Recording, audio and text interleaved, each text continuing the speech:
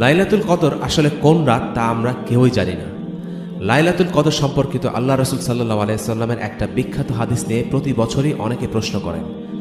রসুল্লাহ সাল্লাল্লাহু আলাইহি সাল্লাম সাহাবাদের বলতে যাচ্ছিলেন যে কোন রাতটি কদরের রাত।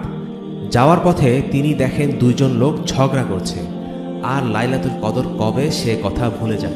রসুল্লাহ সাল্লাল্লাহু আলাইহি সাল্লাম বলেন, আমি তোমাদেরকে বলতে চাচ্ছিলাম কিন্তু আমি ভুলে গিয়েছি। এটা আল্লাহ তাআলার রহমত এবং আল্লাহ রসুল সাল্লাল্লাহু আলাইহি সাল্লামের দয়া যে আমরা এটা জানি না। এটা আল্লাহর পক্ষ থেকে রহমত যে তিনি রসুল্লাহ সাল্লাল্লাহু আলাইহি সাল্লামকে ভুলিয়ে দিয়েছিলেন এবং আমাদেরকে জানানো থেকে বিরত রেখেছিলেন। কিভাবে এটা রহমত হতে পারে? হ্যাঁ, এটা রহমত, কারণ আমরা যদি একটা নির্দিষ্ট রাত চিনতাম তাহলে আমরা নিজেই পুরো রমাদানকে অবহেলা করতাম, শুধু ওই একটা রাতের জন্য অপেক্ষা করতাম, আর ওই রাতে অল্প কিছু ইবাদত করে ঘুমিয়ে যেতাম। কিন্তু তিনি বলেছেন